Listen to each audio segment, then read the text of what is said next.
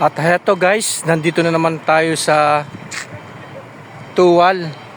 At ito nga pala yung accommodation namin dito. Probinsya din ito. Nung nakaraang araw, kaya pumunta tayo sa Sueva. Puro cabin naman ang mga bahay namin doon. At dito naman, tignan ninyo yayamanin. Bungalow. Ang laki ng bahay namin. Ito nga pala ay pagmamayari ng aming kumpanya. Since 2011, nandito na ako. At nalipat lang ako sa Taip, sa Albaha, sa Kumpuda, Riyadh. At ngayon, 2024 ay nandito na naman tayo sa Jeddah. Ang dami ko nang nalipatan. Iba't ibang lugar dito sa Saudi Arabia, from west, east, north, south, at lahat na yata ng lugar dito sa Saudi Arabia napuntahan ko na. At ito yung mga kapitbahay namin, ang lalaki ng bahay, di ba? At itong bahay na ito, diyan ako tumira noong dumating ako sa Saudi 2011. At ang mga kasama ko dito, mga Pinoy, mga bats ko. Shout out sa inyo sa Al Mualam Company. At nagpapasalamat nga pala ako sa aking kumpanya.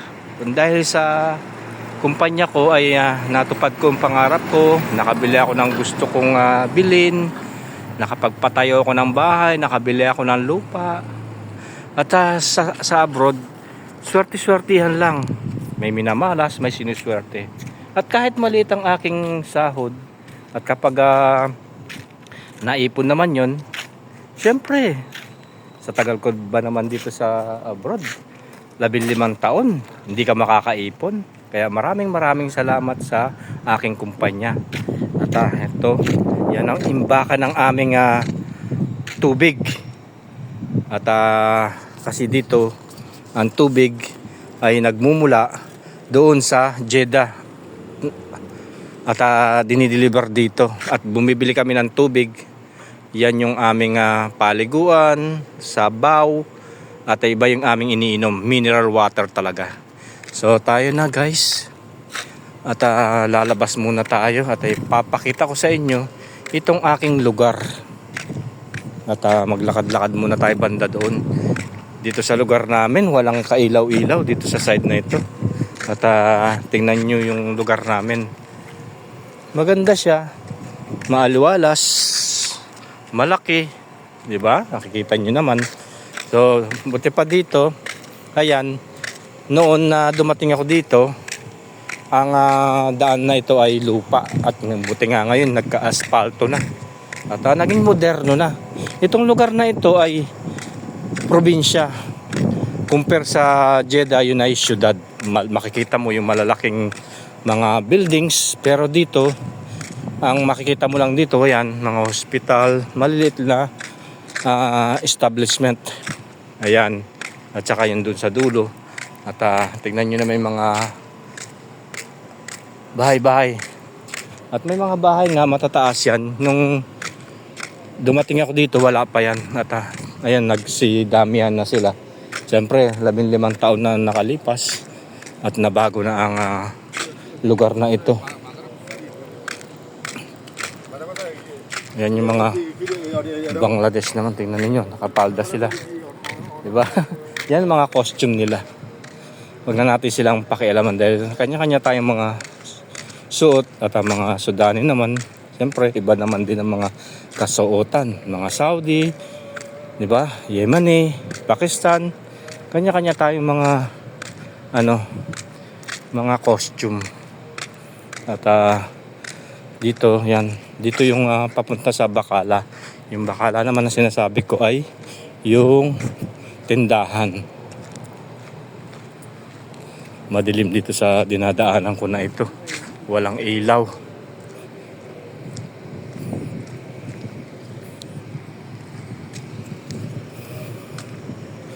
At itong lugar na ito, sadya ay dito puro disyerto yan. Wala ka man makikita ng mga bahay dyan. Ngayon 15 taon na nakalipas, ang dami na ng mga bahay. Dati ito, wala ito. At saka yan mga yan, wala yan. Nakita mo lang dito, puro lupa, buhangin. Ngayon, napakarami ng mga bahay. Nagsisilakihan na. At wala kang makikitang buildings dito guys. Hindi ka mukha sa city, sa Jeddah. Makikita mo ang lalaki ng mga tower, mga buildings. Pero dito yan, ganyan lang. Yan, mga paupahan yan. Mga tirahan ng mga employee, mga expatriate, at mga katulad natin mga OFW. At ito ay yung paradahan ng local na bus papunta sa sa Tabuk. Ayan, itong bus na yan. At ito, yan yung mga bakala na sinasabi ko, mga tindahan. Tingnan niyo, parang Pasko. Diba? Ang daming Christmas lights. Blink blink blink dyan. Kala mo laging Pasko dito eh. Tingnan nyo, ang daming mga ilaw. At noon wala pa yung mga na yan, mga tindahan na yan. At ito, meron palang restaurant dito, yung Marhaba Indian Chinese restaurant. Ang galing naman, may Chinese pa dyan. Sabagay dito sa lugar na to may mga Chino din, ayan, mga Pakistan.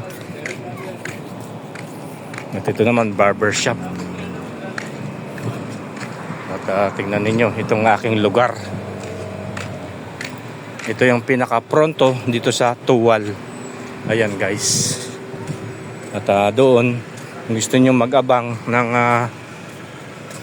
sasakyan papunta ng Jeddah, para sa mga klorom guys, hindi siya talaga yung taxi, mga sumisibat-sibat ba. Ayan, ito yung pinaka pronto dito sa Tuwal, na pagpasok nyo dito sa probinsya nito, ito yung makikita ninyo sa harap ng Tuwal. At tuwing umaga yan, dyan kami nag-aalmusal noon. Bakala Baraka. Ayan guys. At banda doon ay yung bilihan ng mga prutas. Meron din silang night market dito guys. Banda doon na kami bibili ng prutas. Kapag gusto kong kumain ng prutas, banda doon. At itong ayan, supermarket na yan, noon maliit pa yan. Ngayon ang laki-laki na oh. Ganda na, ang luwag na. At dyan sa side na yan ay mayroon mga nagtitinda ng isda. Ayun, mga Pakistan. Doon nagtitinda ng isda yan dyan. Halos makikita mo dito mga Pakistan, Indian, Bangladesh, Yemeni. At marami ding Pinoy dito kasi nagtatrabaho dito sa King Abdullah King Abdullah University Science Technology sa Kaos. Yun ang aming pinagtatrabaho noon. At ayan, meron tayo nakita mga Pilipino yan, kapag gabi meron din, nagagala din sila pala dito. Yan mga Pinoy yan. Kikita ninyo. Nagbili sila ng kanilang mga pagkain. Ayan, mga Pinoy. At marami din palang Pinoy dito nung nakaraang araw. Wala akong makitang Pinoy yan. Nagsilabasan sila. Bumili sila ng kanilang mga makakain.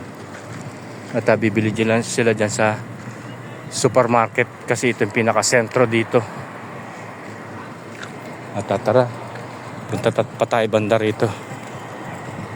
Igagala ko sa kayo para makita ninyo itong lugar namin dito sa pinagtatrabahoan ko. Ito yung sinasabi ko sa inyo na mga prutas tsaka gulay. Ayan, nakalagay dito sa bangketa. May kamatis, may bell pepper, lemon, orange. Ayan. Tsaka banana. Ayan, mangga.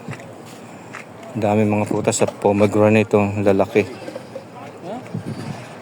At meron din silang pakwan na yun. At dito naman banda rito, Tara, punta tayo banda rito. Yung mga nagtitinda rin dito.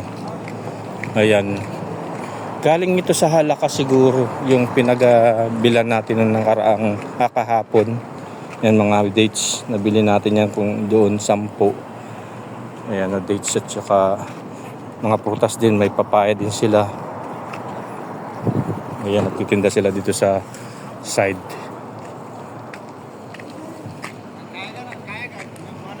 At dito, ayan, kung gusto nyo kumain ng kapsahan, dyan sa side na yan, meron din nagtitinda ng mga Pinoy goods dito. Ito yung Nature Fruit Center, meron din silang mga Pilipino na itinitinda rito. Sa loob, ayan, may patis, mayroong sardinas, may toyo, ayan dyan sa loob. Parang yung mga Philippine goods din dito. Ito naman yung restaurant na pinagkakainan namin noon. Kumakain kami ng kabsa. Ayan dyan sa restaurant Al-Bukhari. Masarap yung kabsahan nila dito sa restaurant na ito. So ito lang ang pinaka-sentro dito guys, dito sa Tuwal. Ayan, pinakita ko sa inyo. Sa banda doon yung masjid na. At sa likod doon ay yun ang bilihan ng isda. Kung sa Jeddah, sa Central Fish Market, meron doon, at dito meron din mga fish market. Kaso sa oras na yun ay sarado na kasi mag-aalas 9 na. Yung tindahan ng mga isda dito ay nakasarado na. At yung ibang mga tindahan doon, mga nagtitinda ng cellphone, yung mga gadgets doon. So tayo na pumunta pa tayo banda rito at ipapakita ko sa inyo itong lugar na to. Ito naman, yan yung masjid kung saan kami nagsasamba, nagdarasal. Ayan, 10 minutes doon sa papunta sa lugar ko bago ka makarating dito. Yan, nilakad ko lang ito. At malayo-layo dito mga mosque.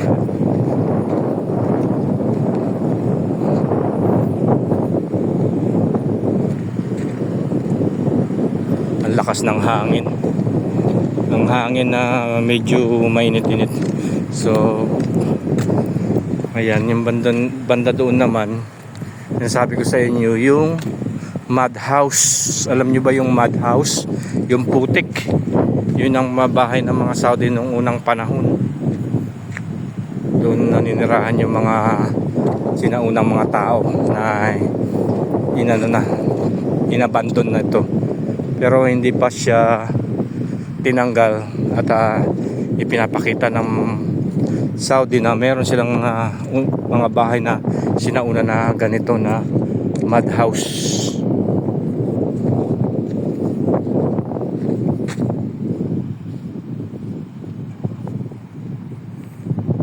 Ayan guys, nakakatakot dito, madilim eh. Nung nakarang araw pinakita ko na sa inyo itong madhouse na yan guys. Kung mapapanood nyo yung aking vlogs nung nakarang araw, yan yung sinasabi ko sa inyong madhouse. At dito naman ako at every month ay nagtatrabaho ko dito sa lugar na ito.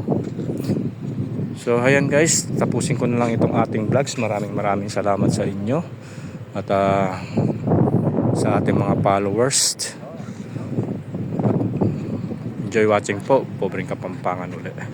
God bless.